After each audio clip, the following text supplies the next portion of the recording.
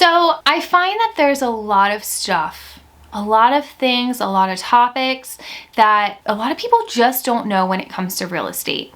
So I want to start a series talking about those things, those topics, the things that people don't know. And today I want to start the first part of my series of things you should know in real estate, pretty simple and self-explanatory, and talk about appraisals, because I have a lot of clients that come to me and are like, Megan, what is the purpose of an appraisal and why do we need one and what happens with the whole thing? So I want to go ahead and talk about appraisals with you and give you the lowdown on all of that. Hi, I'm Megan Thrasher with the Drewer team of eXp Realty, and thanks for tuning in. Thanks for coming to my channel. If you like my content, if you want more of this, if you are here for all things real estate, lifestyle, that kind of sort of thing, if I'm your vibe,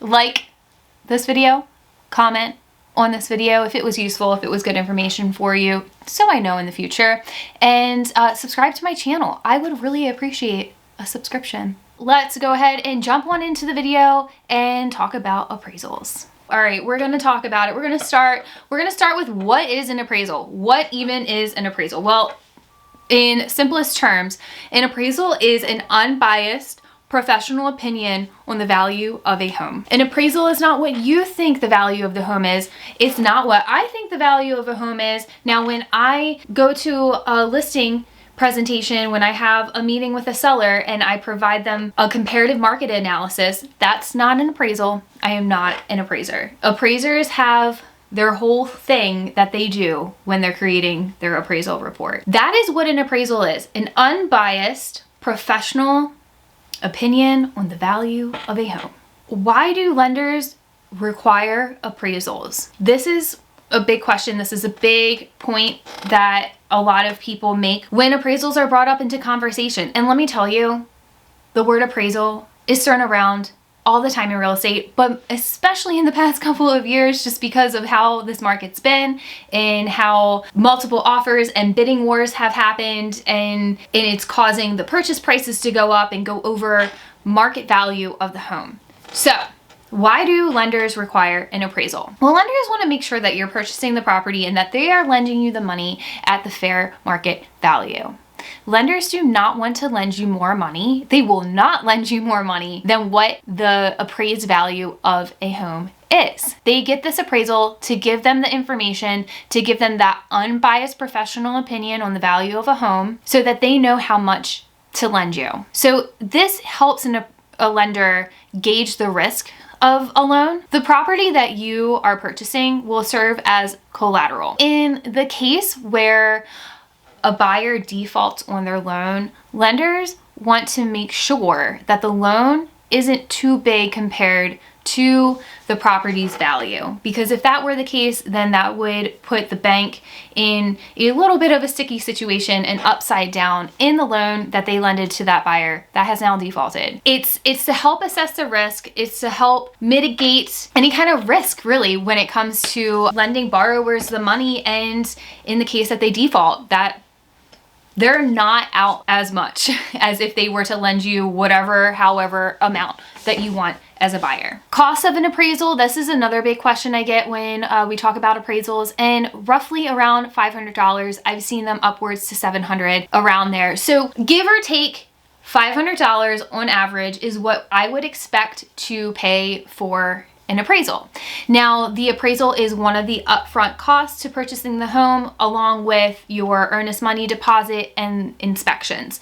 Those three are your upfront costs when purchasing a home. That means that you as a buyer will be paying for the appraisal. The appraisal process is pretty simple as far as like the buyer side of things go. The lender will order the appraisal, you pay for it, and then you really don't know what's happening until you get your appraisal report back. What happens is you pay for the appraisal, the lender now orders this appraisal, and then the appraiser will go out to the property where the appraiser will take pictures, they'll take measurements, they'll make notes about any upgrades that happened, and really take into consideration the condition of the home. You may also hear, where FHA and VA appraisers are a little bit more strict because they have different guidelines than a conventional appraiser does when it comes to appraising the home. So not only are they looking at how many rooms are there, how many bedrooms, bathrooms, square foot, all of that stuff, where are the upgrades, they're also taking into consideration, are there any safety concerns in this home? Because when you as a buyer get your appraisal report back,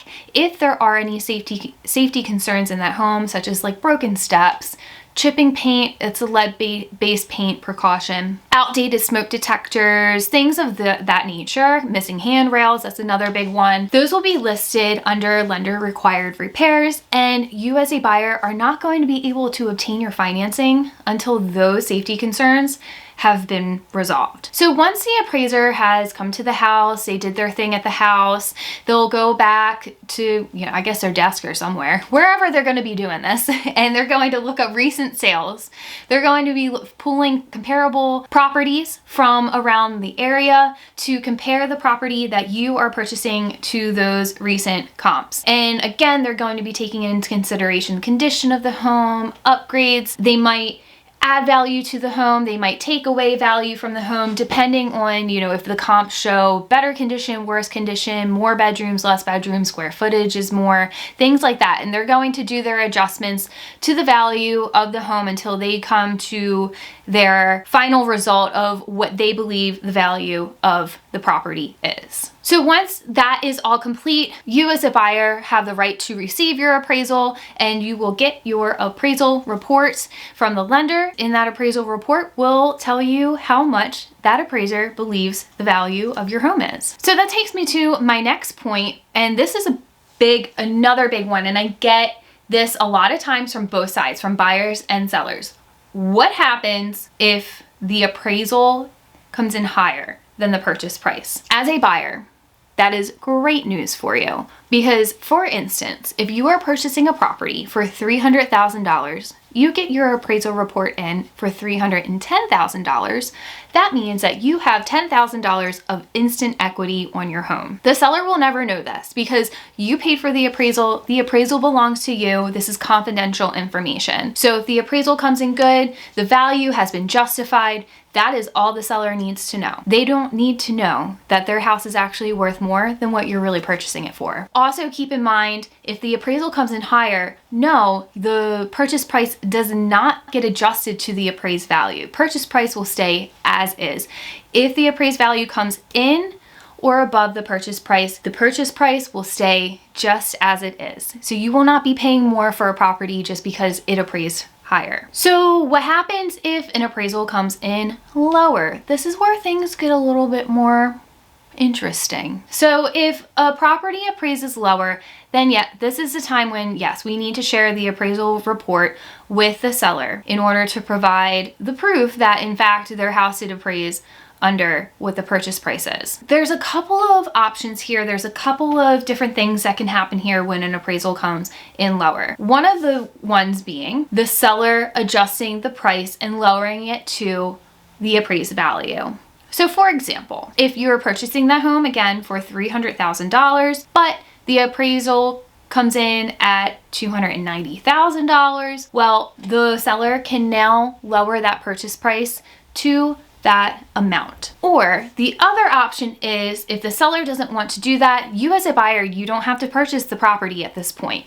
You can now terminate the contract if the seller is not agreeing to lower the cost of the home to the appraised value. You can now void the contract, terminate it, walk away, and you'll get your earnest money deposit back. So don't feel like you have to purchase the property if the seller does not agree to lower the purchase price to the appraised value. But what you can do as a buyer, if you really want the property and if you have the cash on hand, you can make up that difference. That's called an appraisal gap. And in this market, because of the multiple offers, because of the purchase prices going up so high over list price, a lot of times in order to win the bid, buyers are already automatically offering this appraisal gap. And sometimes it's a set amount. Sometimes buyers will say, we'll make up whatever the difference is. You as a buyer can choose what that looks like for you.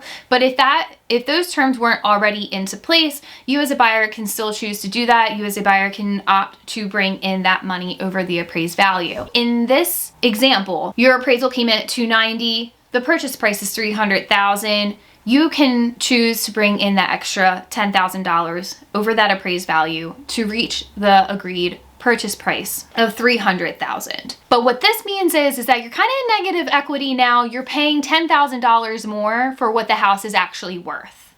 So keep that in mind as well, that you are bringing in more, you are paying for the property more than what it is worth. This money is not added to the loan. Okay, because remember, lenders are not going to lend you more than what the appraised value is. This money is in the form of cash, so it is additional cash that you will bring to closing. The third option is you and the seller can meet somewhere in between. Maybe the seller doesn't drop all the way to 290. Maybe you don't bring cash over the appraised value all the way up to 300. So maybe you meet somewhere in the middle. Maybe the seller says, I'll drop it 5,000, and you're like, I'll bring an additional 5 over. That's the other option as well, that you and the seller just negotiate something there, and maybe you bring in just a little bit over the appraised value, and then they drop it a little bit under the purchase price. In a nutshell, that is what an appraisal is. That is why lenders require appraisals, the cost of appraisals, the process, and what happens if an appraisal comes in high or low. I hope this helps you understand more about what appraisals are. If I've missed anything, if you have any questions at all, please reach out to me. Comment down below with any questions you might have, or even if it's not in regards to appraisals, if you have questions about anything else in the real estate world, in the process of buying, in the process of selling, that I can help clear up for you, drop it in the comments below. I would love to help. Don't forget to like the video. Again, leave me a comment with any questions you might have. If you really enjoyed this information about appraisals, let me know down below in the comment. Subscribe to my channel and hit that bell if you want to be notified of any of my uploads in the future, so you don't miss out on my amazing content. Thank you again, guys, for tuning in and learning about appraisals with me today, and I cannot wait to see you all in the next video. Bye, guys.